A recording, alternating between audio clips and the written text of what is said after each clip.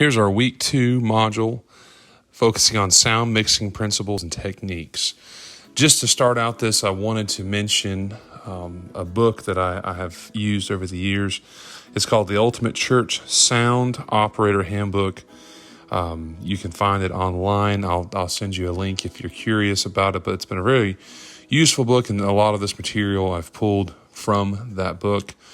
But one of the things that I like the most in this book is this quick list right here that I'm going to explain to you. It says the qualifications for being a sound operator.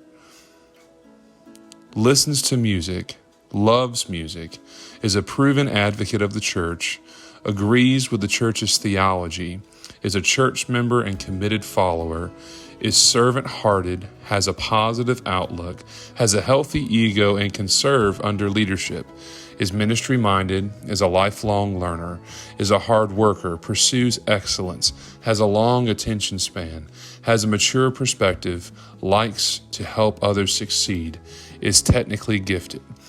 I know that seems like a massive list, but it really covers the qualifications, or what I'd even say attributes, of someone who really fits the perfect mold of what you need for a sound operator in a church worship setting.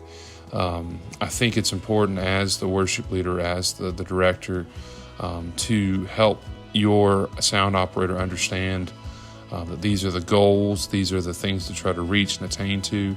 I could sit here and talk quite a bit on this list right here, but I think it's a very, very holistic and consistent list that could be useful for your ministry now and into the future.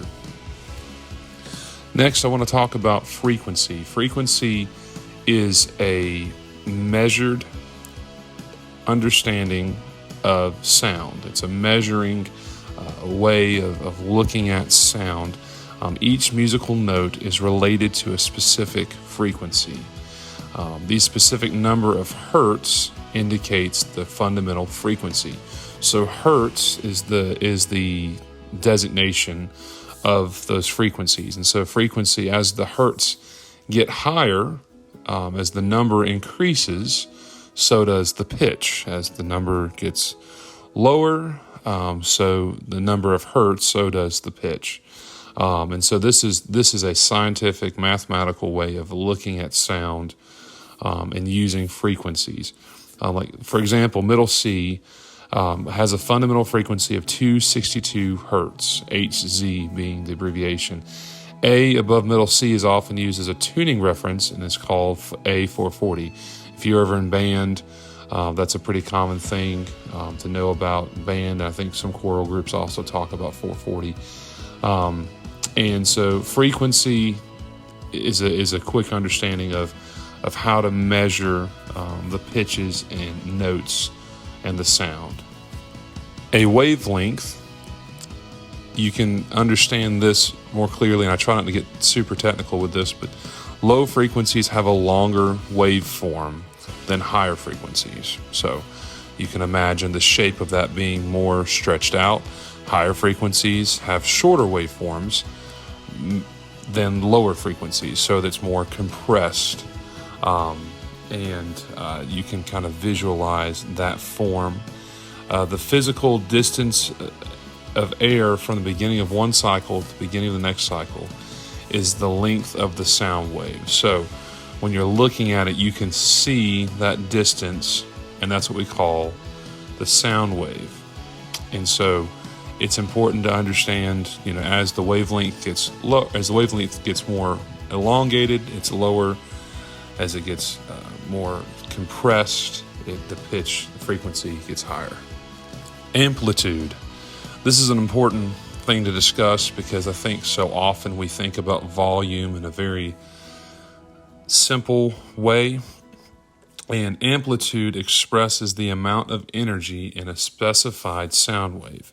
When comparing two waveforms on a graph, one with twice the amplitude of the other, the waveform with twice the amplitude has a crest that rises twice as high as the trough, meaning the bottom, that dips twice as low. Basically, you can see the depth of the sound So amplitude is very closely related to what we understand as volume, but amplitude also shows kind of what, as musicians, we call the dynamic contrast, the extremities of how far it goes. Without getting, I don't think I even discussed this, but you've probably heard of a compressor. I wasn't going to really discuss this yet, but a compressor would compress literally those dynamic extremes of the amplitude. And so a compressor helps kind of isolate the sound more. Any increase in amplitude indicates an increase in volume. So, however, the correlation is not always direct. Twice the amplitude does not always indicate twice the volume. So this is the delineation here and understanding how they connect. It's kind of like saying a square is a rhombus, or square is a rectangle, but a rectangle is not a square. You know, all those things that we learned growing up. So one relates, but not always the other way around. The relationship here is dependent on the frequency and loudness. So frequency meaning the pitch, and the loudness being the general pressure, because that's the thing too, is sound is pressure. And so if you're wearing in-ear monitors, or if any of y'all wear headphones on your phone or computer, there's pressure being built inside of your ear canal. And so this kind of leads us into a next discussion about decibels. I have this short diagram that I took a picture of out of this book I just mentioned, the loudness of everyday life. And so you can see, you know, the weakest sound on ever heard or not heard is 0 decibels. Normal conversation talking with somebody 60 to 70. And if I'm being honest, as I have learned at my personal congregation in church, 60 to 70 seems to be the comfortable range for many people. Now, granted, I don't have an official decibel reader. You can buy these, but there's an app that I use on my phone. I know that it's not an exact representation, but I use it as a gauge nonetheless, because it does give me an overall consistent pattern of decibels. And I set it in the back of the room where the board is, as I set my volumes, and we'll talk about this later in ProPresenter, but I set all my volumes to match consistently. And then we mix our live sound around any track or any video or anything going on that morning. I want it all to be consistent decibels and predictable. And so, you know, a telephone ring is meant to be a little bit louder projection-wise. City traffic, train whistle, subway train, you know, all this stuff gets pretty loud. But when you hit 90 to 95, you're hitting possible hearing loss. I know y'all have heard the stories of people power, like even just mowing the grass, saw, and pain begins. This is the emphasis here at 125. So by the time your ears are hurting, you've already been doing damage to your hearing. That's the kind of scary part. Is a lot of things in life we feel the pain and we step back from whatever's causing us pain. Well, in this case, it's already been causing issues. So it's important to protect your hearing, but also put in perspective, you know, how loud this stuff, really is. And then understand too, you know, like I said, 70 seems to be the sweet spot for our congregation in volume. And I know a lot of times we'll probably go over that, but if we shoot for 65 or 70, we may end up pushing it beyond that some weeks. But it helps you understand, you know, I mean, if you hit 80, people should understand, hey, it's like your telephone back when we had landlines, you know, ringing, or your cell phone possibly. It's supposed to be loud enough for you to hear over a conversation or something. But I thought this was a really helpful diagram, and it might be something you can even use with your team, and hope that helps. This next section is discussing what we call front of house mix. This is mostly controlled by the faders of the soundboard. The faders mean those sliders on the bottom end of the board, where the operator must balance the sound. So the front of house mix is what you hear in the congregation, what you hear in the audience, and not including the stage, not including any other auxiliary sends and things like that. The FOH is the other, like the abbreviation for it. FOH. And so getting a good front of house mix requires you to have a good gain structure, and you balance. You basically set your faders to 0 or unity. There's a little symbol there that looks right there where it says 0, and you adjust your gain, which is the top knob, to the room and to the correct volume, and you try to have everything set to 0 fader wise. And this is, first off, if you don't have a digital board, this is consistency. You know that you have a consistent volume, and that also includes your main volume, your 2 faders that control the main volume of the board. But also, if you look, this is something I learned a few years ago. If you look around 0, you'll see the decibel difference is like 0 to 5, and it takes a while to get to 10. But as you get further down the fader channel, you'll see it gets more drastic faster. And so to have your faders at 0 allows you to fine tune live as needed without making really drastic changes. So that's one really helpful tool. But the gain knob on both analog and digital boards is physically placed at the top of the channel. Like, I don't think I've ever seen, I say that, I just saw a Yamaha digital board, which is one of the older models. You have to flip through some different screens on the touch screen to get it to recognize it as the gain. But there's a physical knob on a lot of these boards that you can turn as the gain, because the gain structure is so important. The gain affects everything else, including your stage monitors and every other auxiliary send, all of that. And so you want to get your gain structure set before you do anything else. Again, there's a gain for each channel. Next, we'll talk about the stage mix. Now, this has definitely changed quite a bit over the years with the introduction of in-ear monitors. There's a lot of groups now that have gone completely away from many of the monitors that churches have been known to use over the years. But in its basic essence, stage mix is the balance of what you hear on stage. And so I've seen it really, even large churches, they'll have 2 different sound guys, one on stage just for the stage mix, and one in the back of the sanctuary running the front of house mix. Because it can get so complicated. And if your stage mix is so loud, which has been the case, I've experienced, and I've also been the one who caused that in my early years leading youth bands and things, where we get so loud that we end up actually overpowering the front of house mix, where our stage volume won't allow the front of house volume to be balanced. And so it's important to have a limited volume, but enough to be able to hear and perform correctly. So floor wedges, speakers, those are some varieties.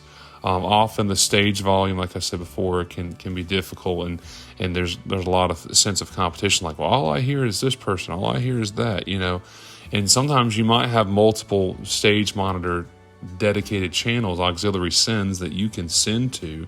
In some cases, you only have one auxiliary send for your entire stage mix, and that can be really complicated and difficult to find a balance with your different people, which kind of leads into our next section. I won't jump there just yet, but in-ear monitors and things and personalization of all that.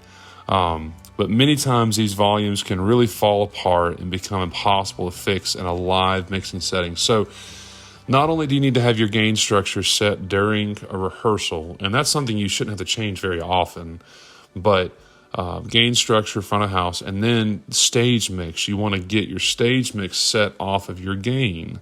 Now, you leave the gain alone at this point, and you set your stage volume accordingly. And then when you get to your live performance, the only thing you have to mess with is the front of house faders. Because everything should be 99% solid because you got it fixed during your rehearsal. Next, as I mentioned before, in-ear monitor mix. This is a really, really wonderful tool. It definitely takes some adjusting to, but it's super rewarding to be able to hear more clearly, and also not have to have a blaring loud speaker right in front of you. Well, you can do a combination, which is kind of what I do. We have a combination of speakers and in-ear monitors, and especially since we have a choir and orchestra, and we want to be able to have them hear without all wearing headset packs and Avioms and things.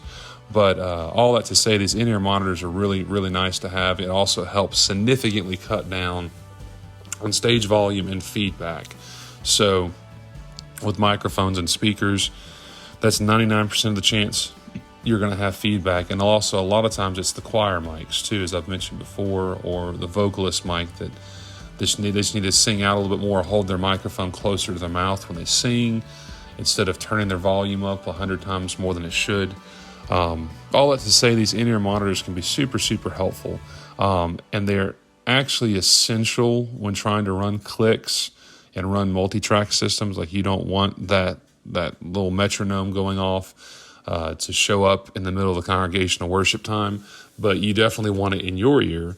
So this is where moving into these in-ear monitors can also be not only helpful, but essential when trying to approach that area. The IEMs also allow vocalists and instrumentalists to not strain as much during performance. I know this is early on. I used to break guitar strings almost every week that I led worship because I just could not hear myself well enough. I guess I just got a little too aggressive and didn't realize how hard I was strumming, trying to compensate for the lack of hearing. And I mean, it was very emotional and very invested when I led worship, but also my vocals, a lot of times I was losing my voice. And there's, again, a variety of issues that I learned in my time in Bible college there in Graceville, and my vocal professors helping me through a lot of that. But it still went back to a lot of strain too, not being able to hear. And so as a sound operator and with in-ear monitors and all the stage mix, all these things matter. It significantly affects the overall performance and even the health of your performers. And so these in-ear monitors can really help with this. Ideally, each individual performer has the ability to mix their own IEM mix via Aviom or similar systems. We've got a system called HearBack. It's a little bit older system, but they're super, super helpful. And I can just let my team mix it however they want to. It does not bother me one bit. And it also takes a lot of pressure off the sound operator as well. Okay, so mixing philosophy. As we look at this, know your decibel limits. As I mentioned earlier, 60 to 70 is my goal. In particular, volume peak moments. So know, hey, this is the loudest part of that one song. Let's run through the loudest part real quick and just really just let it all out. A lot of times, and I understand from a performance standpoint, you don't want to sing out too much to warm your voice up, but for a technical standpoint, you have to ask them to say, hey, let's really sing this full so we can get a good balance for the mix. So it's important to know your decibel limits and peaks. But start with vocals as you're mixing. Start with your vocal team first.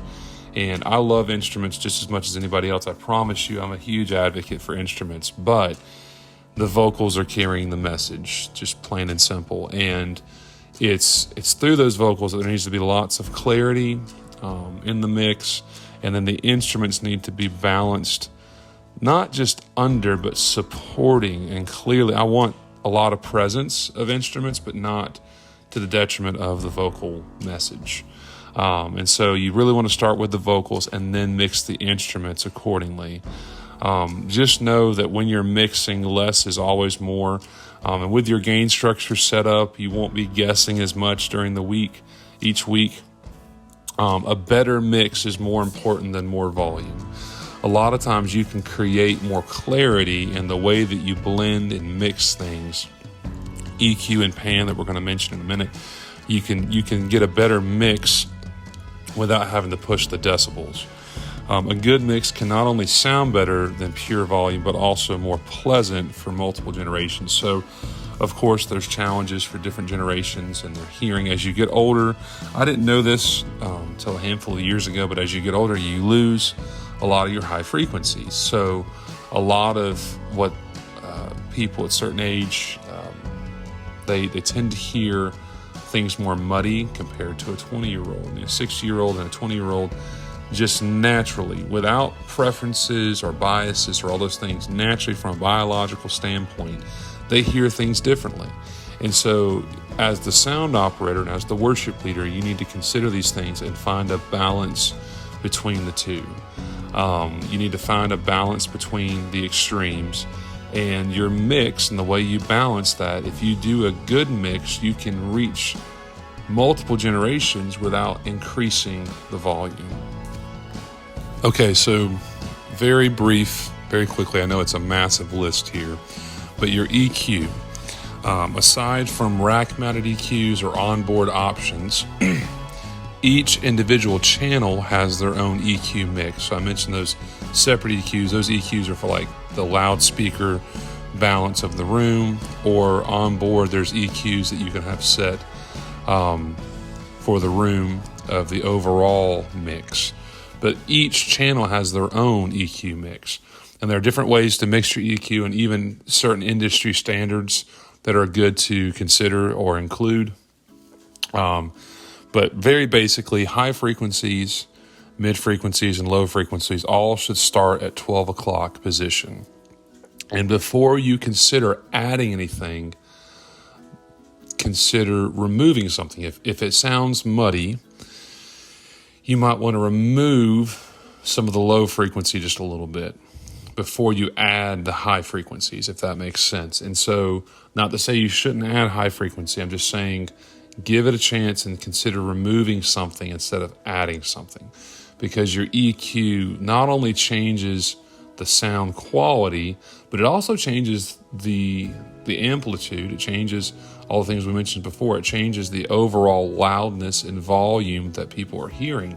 So it actually messes up your gain. You're going to have to go back and do your gain structure. So your EQ for vocals, a lot of times I have very similar EQ setups between my different microphones, because different singers use different microphones. They don't use the exact same one every week, especially since we don't have a digital board at my current church. I've had one in the past. But to have presets and things like that saved, that's wonderful within the digital board realm. But as a whole, consistency is the most important thing. And like I said, start at 12 o'clock for all of these, and then consider pulling back before you add.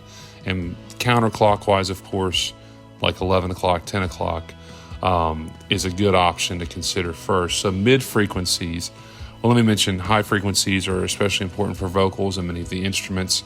It's the clarity, the crispness of the sound.